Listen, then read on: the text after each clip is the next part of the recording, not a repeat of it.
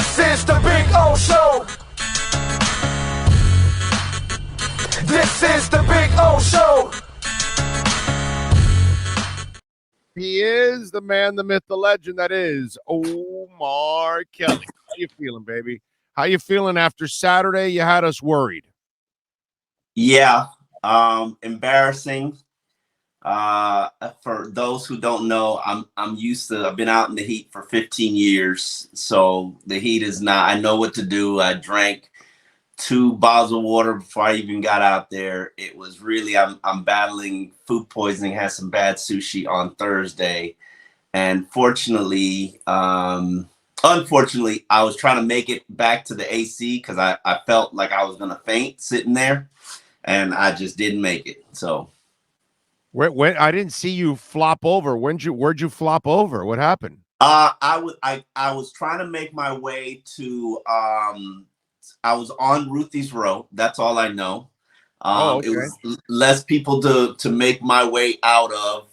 So I chose that row, and as I was staggering, Ruthie was like, "Yo, you're not gonna make it. Sit down." And I sat down, and then I remember people telling me to lay down. I laid down.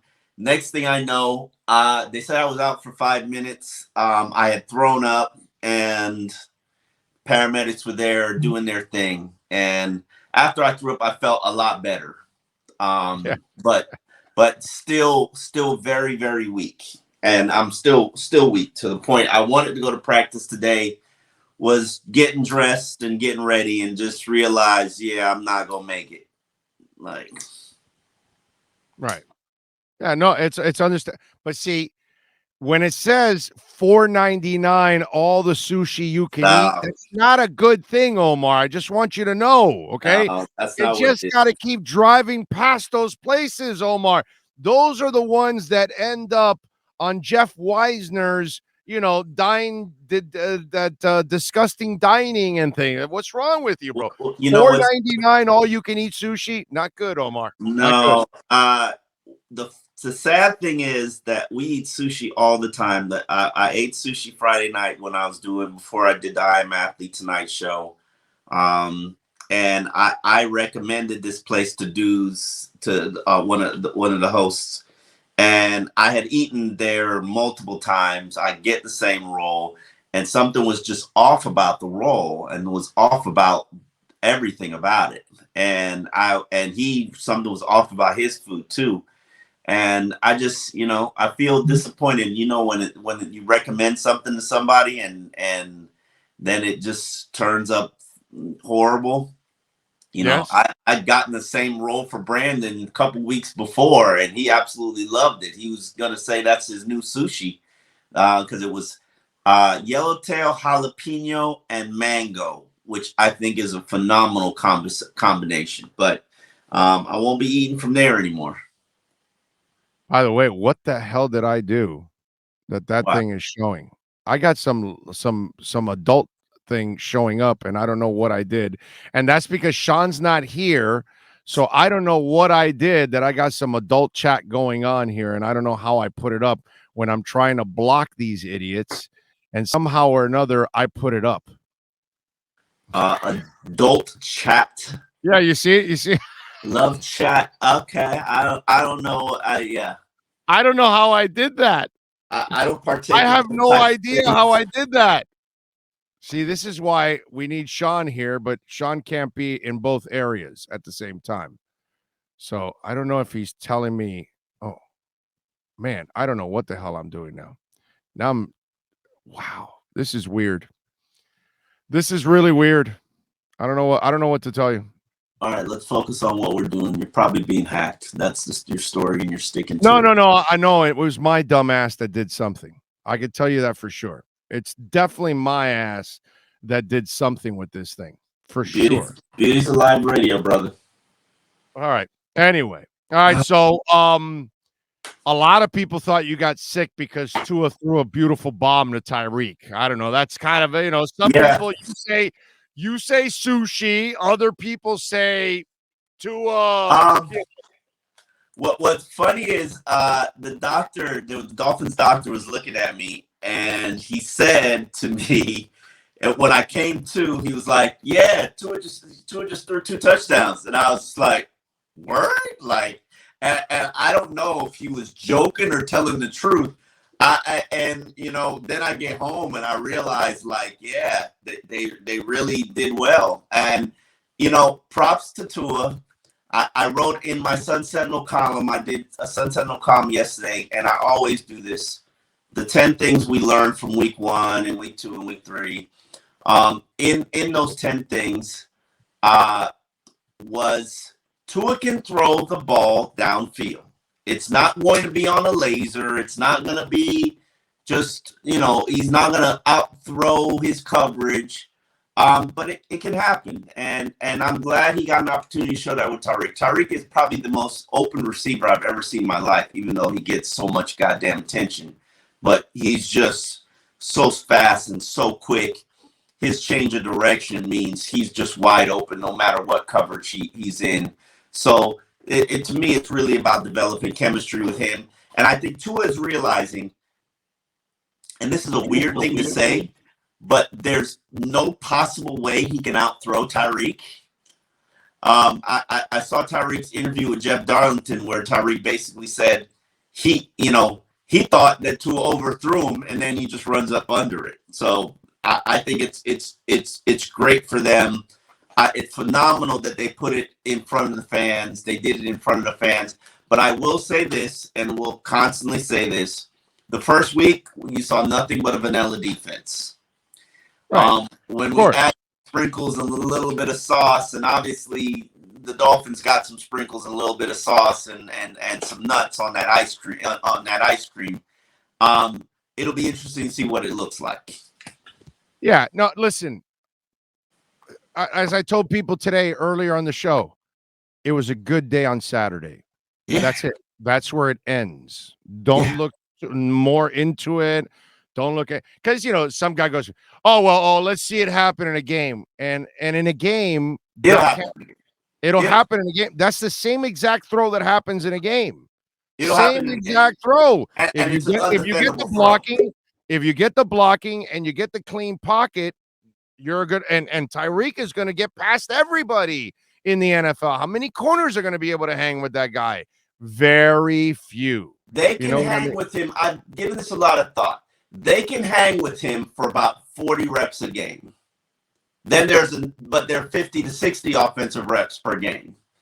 And all he's got to do is catch you slipping once. All they got to do is catch you slipping one good time. And they do that. And yes, it's Noah Igbenogany. Like, you can say whatever you want about Noah, and I'm trying to write a column about him and Trill and what they're going through. It's baptism by fire. And I'm trying to be respectful and polite because, in all honesty, in fairness, I'm not sure there is a cornerback who can cover Jalen Waddle and Tyreek Hill play after play after play after play for 50 snaps. It just doesn't happen. It's not possible. They're just really, not only are they good, but they're fast, and they're ridiculously fast. And you have to have, there isn't a quarterback on that team except for Xavier. And Xavier can't handle them for 50, 60 snaps a game of practice. Like, I mean, it's not gonna happen. So everybody's gonna get caught slipping. Of course, that's normal, dude. And against a guy like that, that's just the way it's gonna be for every corner that's gonna face him throughout a game. There's gonna be a couple plays that you're not gonna hang with them. That's just the way it is. I do the I Am Athlete show with Brandon Flowers, and then Pac-Man Jones is on it as well. Those are two excellent elite cornerbacks in the NFL. They have both played against Tyreek Hill, and they will say to you, his speed is different. It's not NFL speed. It's ridiculous speed, and you can't cover him one-on-one. So it'll be interesting. It'll be interesting to see what happens moving forward. Yeah, I'm with you there. I thought Pac-Man, that was funny. The things that Jerry Jones told him to do when he got to Dallas. Oh yeah, I get those stories all the time. He loves Jerry Jones. Keep your ASS out the streets. Right, yeah, which is like common sense. Right, yeah.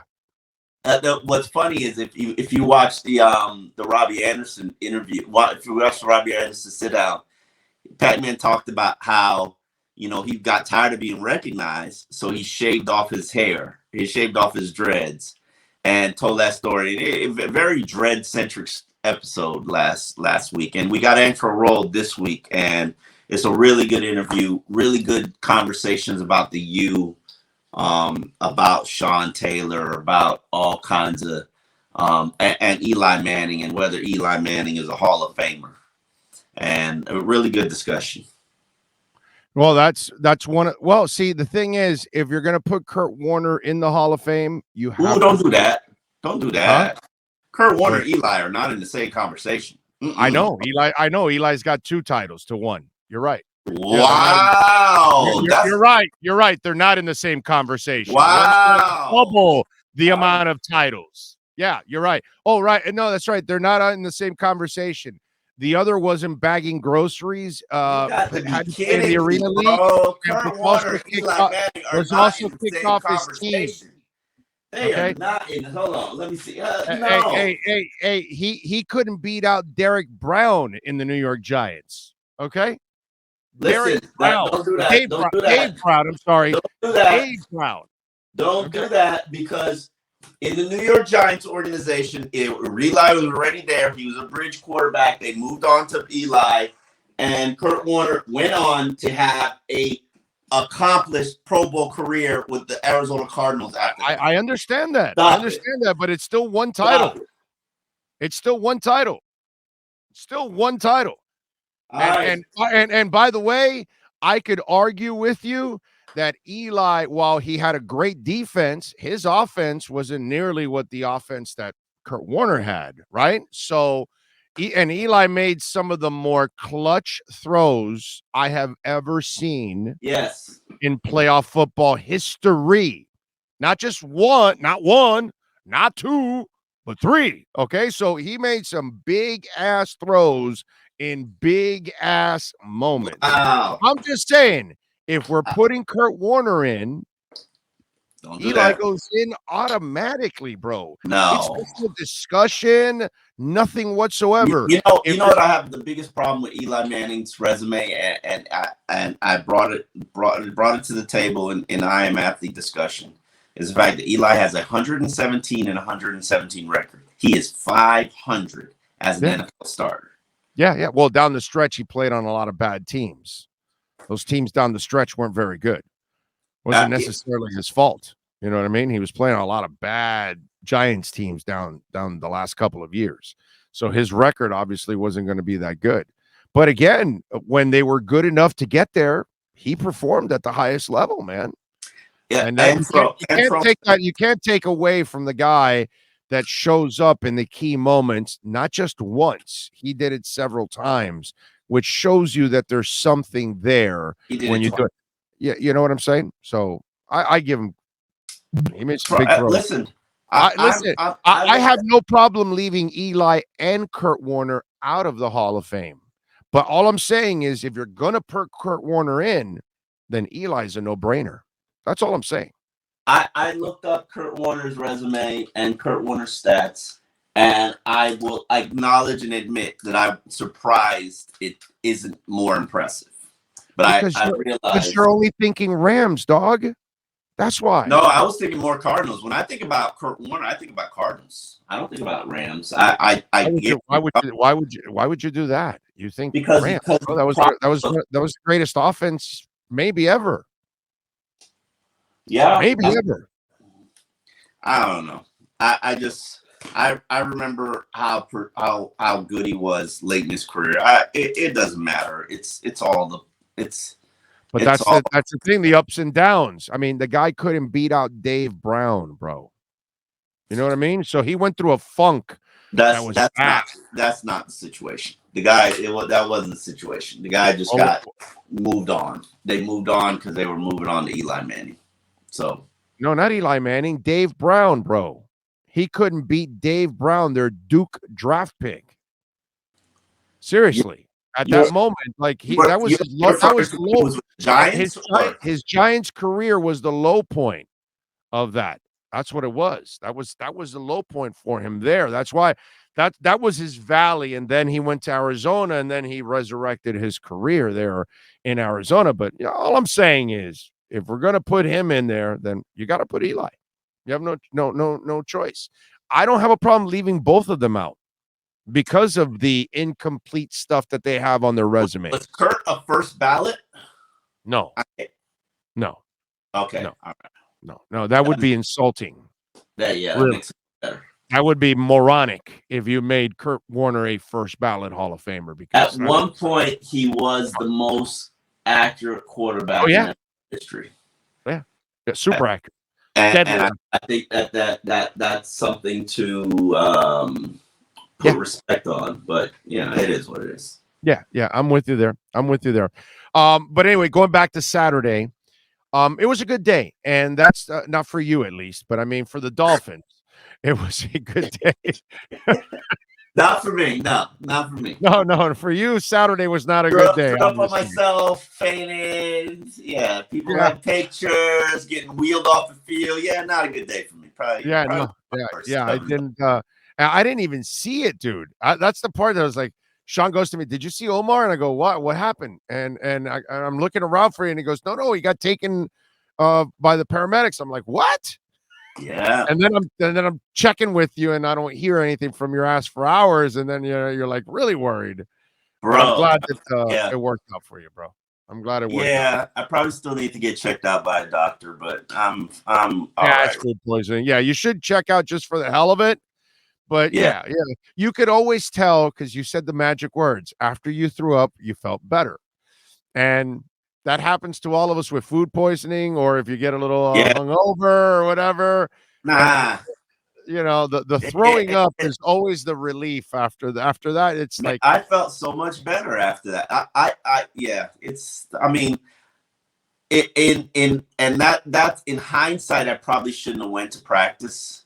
But I can't miss that practice. You didn't know you didn't know you were. No, I actually warned my paper. Like I started to scale back what I was gonna do because I told them I feel faint. It's like before practice started, I was like, I feel faint. I'm not gonna write the column. I'm just gonna do the practice report. And then when I tried to leave, I called David. I was like, yo, you got to handle the practice report because I'm feeling faint. I got to get out of here. And I tried, but it ended up becoming a blessing because the last thing you should have done is gone behind the wheel. So that actually became a good thing. Ruthie did a nice job. She was alert and keeping you there. And then maybe the best thing happened to you is that you didn't get to the car, my brother, because what happens if it happens to you while you're driving? You know what I mean? And then that is correct. So I should have. Yeah. I was going to prop up in the AC for a while, but just a series of bad decisions. Yeah, no, $4.99 all you can eat sushi is never a good decision. I don't know. By the way, you and Brandon have enough money that you can go to like a decent sushi place. Just I want you guys to know that. Stop it. Hey, just I'm just saying, it's just Jeff Weisner was following. Did you tell Jeff Weisner about this place? Because he might go find roaches and rodents, and David J. Neal will write about it. Jeff Weisner will cover it. Those are two things, by the way, everybody in South Florida should be reading and watching. You should be reading David J. Neal's article all the time about the bad restaurants in South Florida. And you've got to watch Channel 10 and Jeff Weisner going after all these restaurants and all these people dodging him, which is just absolutely classic, man. Jeff does a great job with that. All right, so what else did you see before you fainted? Good runs by Chase Edmonds. Yeah, he does look explosive. A couple of shaky snaps from Connor Williams. That is a concern. That's a concern. Connor Williams put him on his backside, which is never good for one-on-ones, especially without pads. Jalen Phillips doing Jalen Phillips thing. Left tackle is, when Teron Armstead doesn't play, Jalen Phillips is just going to have a great day. They're not good at reserve tackle. If something happens to Teron, you're going to look at Austin Jackson or Liam Eichenberg moving out to that tackle spot because it just is not good. Greg Little and Larnell Coleman. Like, I thought Larnell Coleman was one of the worst performers last year's camp, and he's carried that over this year. I'm at a point, like, does he even deserve a spot on the roster already? Like, no. Not on the 90. I'm saying not even on the 90. He shouldn't even be there. I would be looking. I would be looking around right now. Right. Yes. And cornerback too. I'm sorry, but I don't. When you start seeing him get beaten by the other guys, okay, that's fair. Then I'll worry. I'm not. That's fair. But let me ask you this question. Let me ask you this question. Tyreek and Waddle are going to make everybody look. Bro, last year. That's fine. There were no receivers. Fair. There were no receivers on this team. And there was one receiver, anyway. And you knew he was getting it, and they still couldn't stop it. Okay? I don't care if it's a 5-yarder, a 12-yarder, or even the 50-yarder. Answer this question. You knew they were throwing the Waddle, and you couldn't stop it. Can you imagine that with Tyreek and Waddle? Answer this question. Xavier or Byron missed half the season for whatever issue. Are you okay at cornerback? I don't know. I have if no the answer idea. Is I don't know. You better do something. Yep. But Omar, I can't make a determination after 3 days or 4 days of non-padded practice. You can know where you are from a depth standpoint. There's no reason, and I get it. I get your point where everybody else isn't feasting on them. I got 2 words for you, bro. I got 2 words for you, so you can stop with that. Nick Needham. How did Nick Needham look throughout training camp, throughout the preseason, and the first couple of weeks of 2019? Nick Needham, look. You know what was my nickname for him?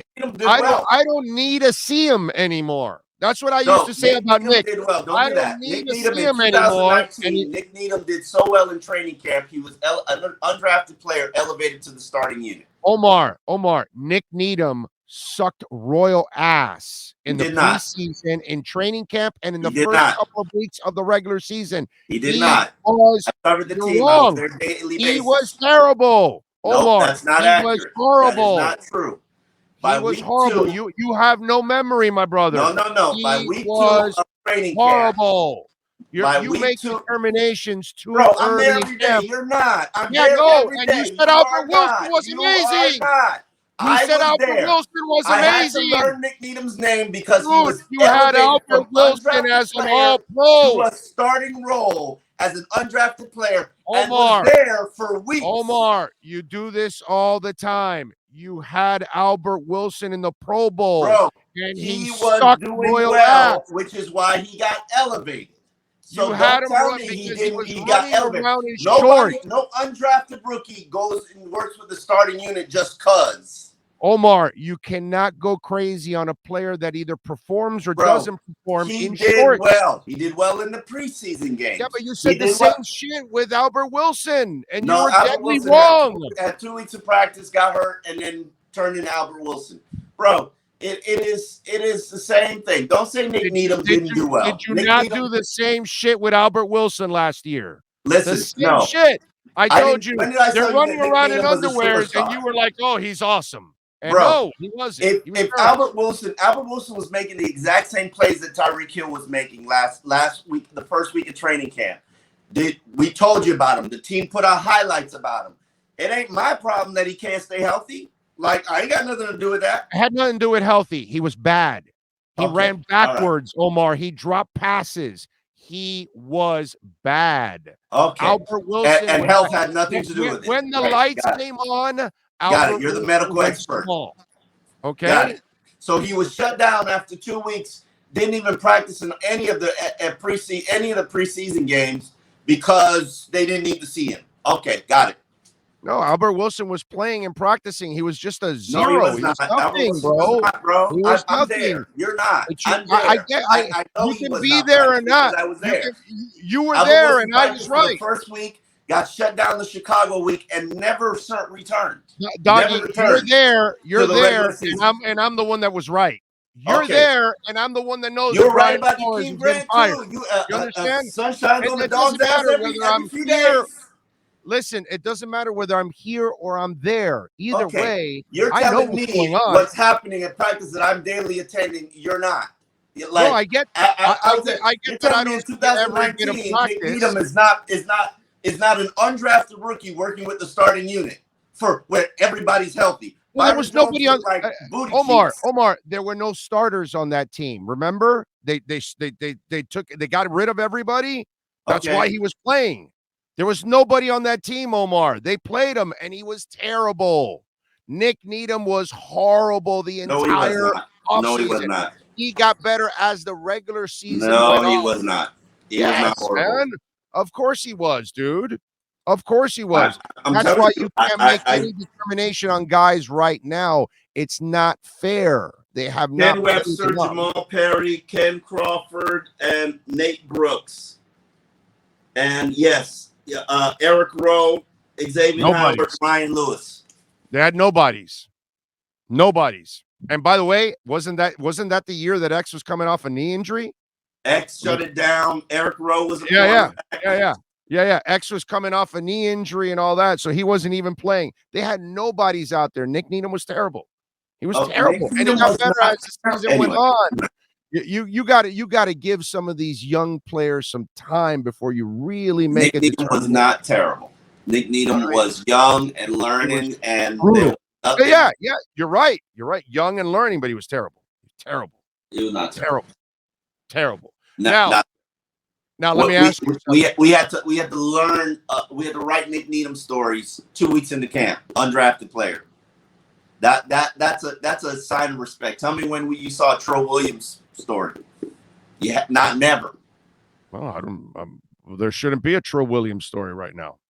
All right. There don't need to be a Tro Williams story right now. Well, Nick Needham's second week of training camp, undrafted guy, elevated, rising to the top. Rising to the top of what? There's nothing there. He was getting burned left and right, my brother. Go look at it. Go look at the reports. I'm sure you could go back and look at all the things that people were writing, and they were writing about how he was struggling big time.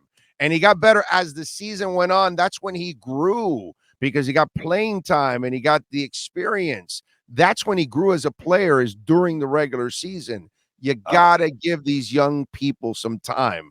Now, for Austin Jackson, you were there for his press conference, okay? He looks now like a player that looks like he feels like he's comfortable. Whether he does it or not, we shall find out. But there is a little similarity, again, to the environment for him. He looks like a comfortable player now when he talks about the offense and his fit. And his natural fit to playing tackle too. You can tell that while he was being a team player about the guard stuff, you could tell he really wants to play tackle. Outside of him saying he had a phenomenal offseason program and is in better shape and looks a little bit leaner, I can't tell anything until they put pads on. And I won't be able to tell anything until they line up against the Casey Rogers Tampa Bay Buccaneers defense. And, Casey Rogers is going to trying to kick their teeth in. And, but he's going to get good practice every day with the guys he faces. He doesn't face good players. You don't think Jalen Phillips is a good player? Yeah, he doesn't go up against Jalen Phillips. Or Agba? He doesn't go up against Agba. What, they're not ends? Huh? They're not ends? How are they not going up No, against them? Phillips is not an end. Agba is an end, but he's more of a D lineman. So the scheme is different. The scheme is difficult. It's kind of. But you're going to end up blocking those guys at one point or another if you're Austin Okay, Jackson. that's great. I need to see him versus guys he doesn't know their technique. The problem with Austin Jackson is he's got what I call the Dallas Thomas disease, which is he's good, reliable, consistent for about 45 snaps a game. Then there are about 10 that you're gonna just absolutely like, what the hell is that? And no, 5 that you're gonna be like, what the hell is that? And then 5 that'll cost you a game. Right. And he's got to clean that up. You got to get down to the point where I don't know if that's all was him, because that was a constant thing throughout the line, except for maybe Hunt. But I almost kind of feel that these coaches will prepare these guys a little better. In the end, he'll make mistakes if he's bad, because that's just the way linemen are. They get exposed eventually. Yeah, there's just a snap. There's just a play where he'll be like 2 seconds late off the snap of the ball, which you're like how? So yeah, we'll see. The joint practice against Tampa is where you'll have a better understanding of where he is. I'm not. They ran very effectively to the right side when Chase Edmonds was taking his handoffs, and I'm thinking to myself, maybe. We'll see. I mean, it's too early to tell that kind of stuff. Without pads come on tomorrow, then you can begin the basis of kind of judging. All right, what else are you working on the Sun Sentinel so folks can check you out? Column on Noah and Trill and their journey trying to hold it down as the guys who get beat up by Tyreek and Jalen every day. And hopefully the hope is that it makes them better. To me, I look at it as if either Byron or X go down for 8 games a season, season's going to be looking bleak. I don't see a backup nickel. And if we got to move Nick Needham out to boundary, you're going to get exposed by the speed guys. It's, I don't see any cornerback that can handle speed except for X and Byron.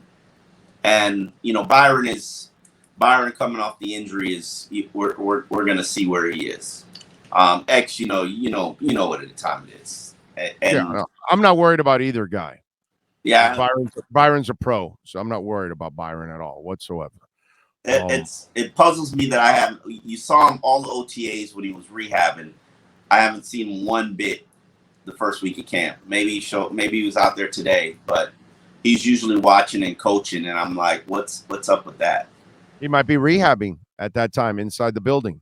Maybe he might be doing that during that time for him, because he could just look at the film and everything else with everybody else in the meetings and kind of go over everything else that's going on, so he can still do his job without being on the field. And also maybe part of this recovery, they don't want him on the field. I don't know. I don't know. That's the part you gotta find out. But I can't imagine it's anything serious, because we would have seen them bringing in cornerbacks. You know what I mean? They did sign cornerbacks at the beginning of camp, but it's it was a back end that they released one, right? Wasn't it that they released one and signed another? Wasn't it something like that? I don't know. I didn't pay attention. But you would have gone to see a more veteran name, is what I'm saying. Yeah, that's a fair. Not a scrubby name that is going to be at the back end. I think they do need to start exploring, and this is just my personal opinion. The Dominique Rodgers-Cromartie, you need to kick those tires and see where those guys are, because if something happens, I'm not sure you're prepared. Right. If we're rolling out there with Noah or Trill being the starter for 8 games a season, I don't like my chances. I'm a little bit. That makes me a little bit, as Joe Philbin would say, queasy. All right, follow him on Twitter at Omar Kelly. Don't give him any tips on cheap sushi places because he'll fall Yeah. for it. Okay, just don't do that to him. Okay. Antro roll especially for all you Canes fans. He tells a lot of good stories. You remember he grew up with Sean Taylor, so on I Am Athlete. It launches at noon, which is in about 30 minutes. So there you go. It drops at noon. Check it out after we're done here. After 1 o'clock. Okay. Yeah, don't leave Big O. Don't leave Big O. That's right. Do it after during your lunch. All right, Omar. Much love. Stay away from the bad sushi. Call Jeff Weinzer. He'll help you out with all of that. All right. We'll catch you later on the week. All right. I'll see you. I'll see you tomorrow. Are you going to be there tomorrow? That's my goal. We'll see. Pat's first day. Yeah, I know. I was trying to make it today. Just realized, not going to. I'll be out there Tuesday, Friday, and Saturday. I don't want to watch practice like a wheelchair. I know Jason Jenkins will have something funny for me getting back, which is I'll bring you some. I'll bring you some hot sushi. No, don't bring me nothing. No, I'm literally not eating. I'm not eating nothing. All right. All right, dude. See you later. There you go. Omar Kelly. And our EJDconstruction.com Miami Dolphins report. Gotta love it. Omar Kelly, man. Good stuff. All right. What else do we have here? Yes, we do have to